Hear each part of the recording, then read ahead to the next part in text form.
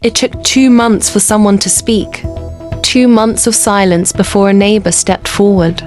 They claimed they saw a vehicle unfamiliar, unaccounted for parked near the Sullivan trailer around 9 a.m. on the morning of May 2nd. Let's be honest.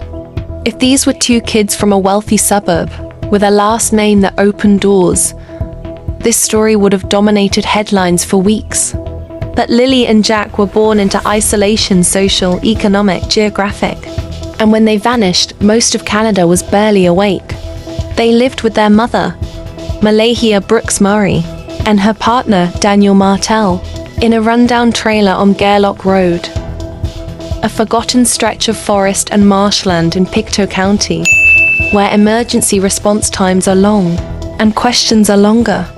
No school bus route, no neighbors close enough to hear a scream, just trees, swamp, a satellite dish, and silence.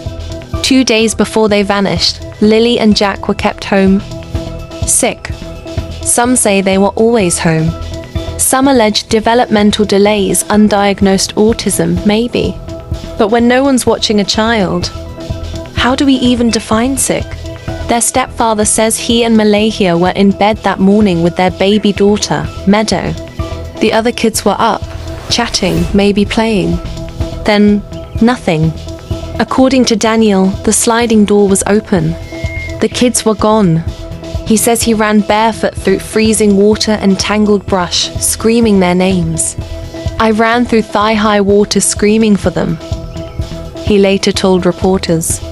But by the time they called 911 around 10 a.m., 2 hours had already passed.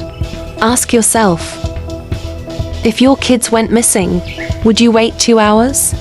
Or is that what you do when something isn't quite right with your story? Longer pause, let that question hang. By 12:25 p.m., the RCMP had issued a vulnerable persons advisory. Search teams flooded the woods. Dogs, drones, helicopters, underwater divers. And still nothing. No clothing, no footprints, no drag marks. Just one boot print near a pipeline that even the RCMP won't confirm as relevant. 2 children gone. Swallowed by the woods, or something worse. Now here's the part no one wants to say out loud. The system failed these kids long before they disappeared. No Amber Alert. No school raising red flags. No history of meaningful intervention. Just a quiet family living on the edge of society until they fell off it completely. This case should have outraged the nation. But instead, the questions were whispered. The media lost interest. And the kids? Forgotten. This is the disappearance of Lilly and Jack Sullivan. And if what one neighbor claims is true, then someone out there knows exactly what happened. But days passed with no sign, and doubts began to stir. You'd think when 2 small children vanish into thin air, the world would stop spinning. You'd think law enforcement would pull out every stop. You'd think. Wrong. By day 2 of the search for Lilly and Jack Sullivan, investigators had already started to temper expectations. By day 5, they were quietly winding it down. What started as a full-blown search operation with drones, dogs, divers, helicopters, thermal imaging slowly devolved into something more procedural, more passive, and far more unsettling. Because when there are no obvious answers, people stop looking. And in this case, there were no answers. Pause, music tightens like a wire. No clothing, no toys, no discarded items despite rumors about pink jackets and tiny socks turning up. Everything allegedly found in the early days was ruled out, except one boot print discovered near a pipeline. A single solitary boot print. And even that, investigators refused to link definitively to Lilly or Jack. The land swallowed them whole. Or someone else did. Underwater search teams swept the bogs, creeks, and flooded ditches surrounding the property. Nothing. No drag marks. No scent trail. No signs of a child having ever passed through. Even the dogs came up empty. And yet by mid-May, the RCMP had received close to 500 tips from across the country. People claimed to see the children at gas stations, in parks, on highways, or in the arms of strangers. None of those tips panned out. But they had one thing in common. They all assumed the kids were alive. The RCMP didn't share that optimism. By May 7th, just 5 days in, the tone had shifted. Publicly, they were still hopeful. Privately, they were preparing for recovery, not rescue. They told reporters the chance of survival was very low. The search effort was scaled back. Let that sink in. 2 children, 4 and 6 years old, lost or worse in the woods. And within a week, we had already begun the funeral in our minds. But behind the scenes, the investigation was only just beginning. The RCMP brought in their major crimes unit, truth verification teams, forensic analysts, digital specialists. They combed through dashcam footage from Gairloch Road between April 28th and May 2nd, hundreds of hours. They conducted 54 interviews. Some were asked to take polygraphs. Daniel Martel, the stepfather, says he took one and passed, but polygraphs aren't proof. They're pressure, and pressure reveals cracks. Online, theories were swirling. Some said the kids wandered off and drowned. Some said they were taken. Others questioned how a parent fails to hear 2 kids just 6 and 4 open a door and disappear. And then there was the question no one wanted to ask out loud. Were these kids already gone before the 911 call was ever made? Their grandmother on the father's side demanded a public inquiry. She asked why the school or child protective services didn't raise red flags. She wondered whether anyone had been watching the family at all. The silence from those institutions was deafening. CPS refused to comment. No one would confirm whether past welfare checks had occurred.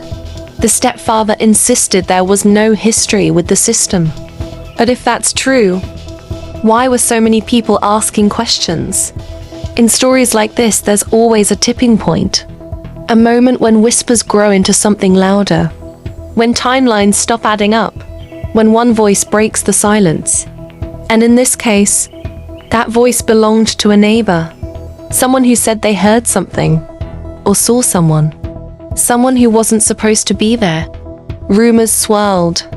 A neighbor comes forward claiming new details. The investigation reaches its tipping point. Or maybe, they said, it was footsteps. Heavy ones. Moving through the woods just beyond the children's play area. Footsteps that stopped abruptly. Either way, it was something, and until that moment, no one had said anything about either. So the question is, why now? Why would a neighbor wait nearly 2 weeks to report something so critical? Fear? Forgetfulness? Or were they waiting to see if the bodies would be found first? Because let's be clear, this isn't a bustling suburb. It's rural Pictou County. Gairloch Road isn't a place where strange vehicles go unnoticed. And footsteps in that part of the woods aren't just ambience, they're events. Investigators re-interviewed the neighbor. They searched the area again. No tire tracks remained. No surveillance cameras captured the road. It was a ghost tip, but it couldn't be ignored. And so, the case turned again. This time, toward the darker corridors of the human mind. A behavioral science team was called in to profile the potential perpetrator. They considered 4 possibilities. The children wandered off. Highly unlikely, they said. The terrain was too severe. The water too cold. And 2 children can't disappear completely without leaving something. An accident. A fall. A drowning. Panic. Concealment. But by who? A stranger abduction. A 1 in a million horror. But who knew the children were home that day? Who knew the back door didn't lock? Or someone inside? A parent? A step-parent? A visitor? Someone who lived in that house or knew it well enough to plan?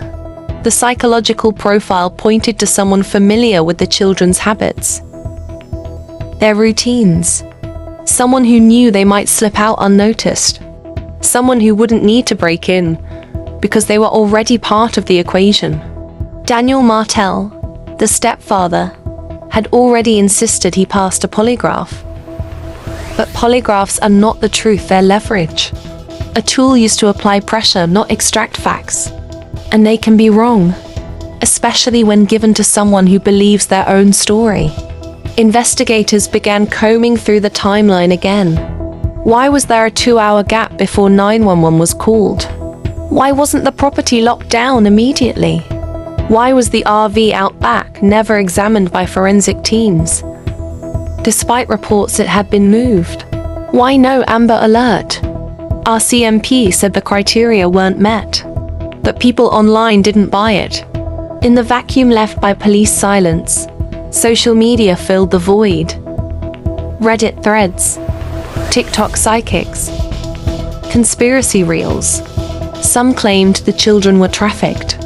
Others said they'd been seen in the US. Some pointed fingers right back at the parents. But no theory ever stuck, because nothing ever did.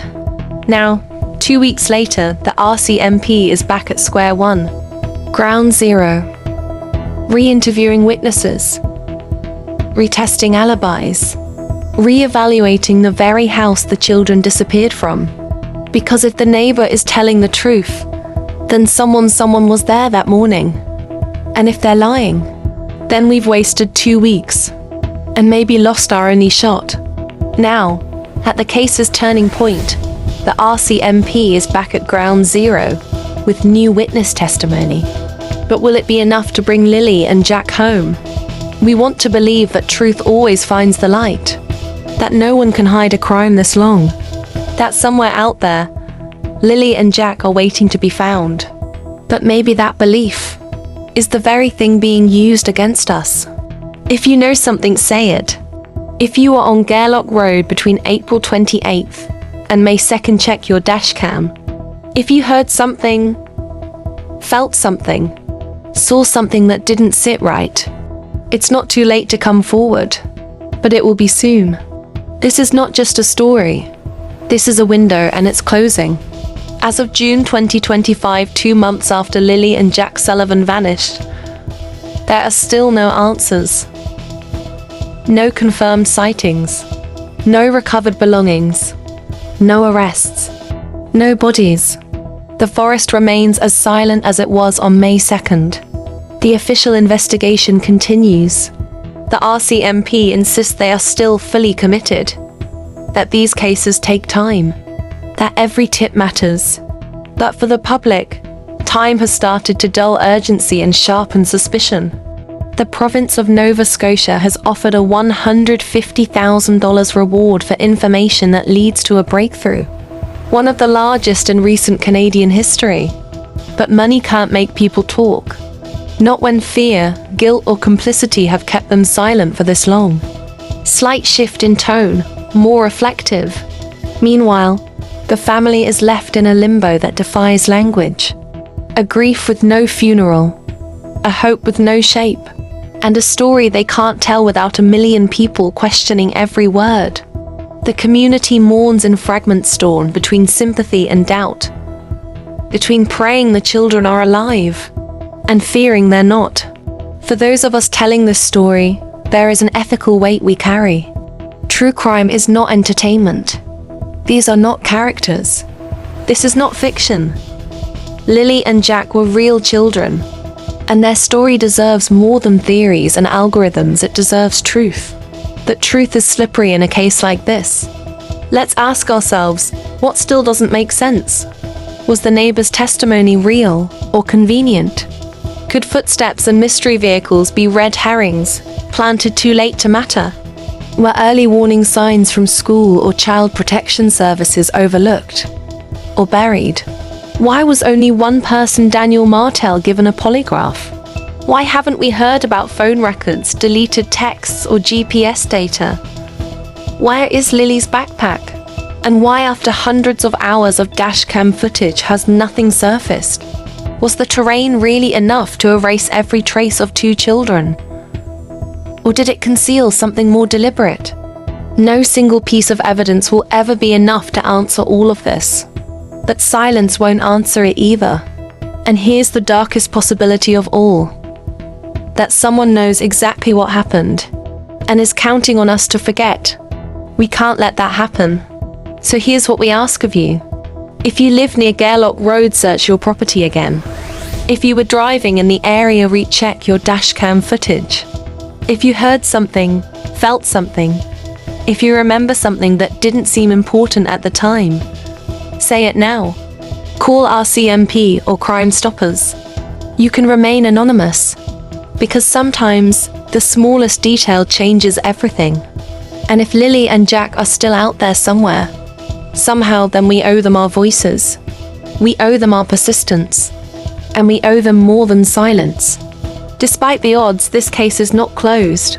Not legally. Not morally. Not in the hearts of those who still care. Every tip. Every call. Every post shared. Every second you spend refusing to look away. That matters.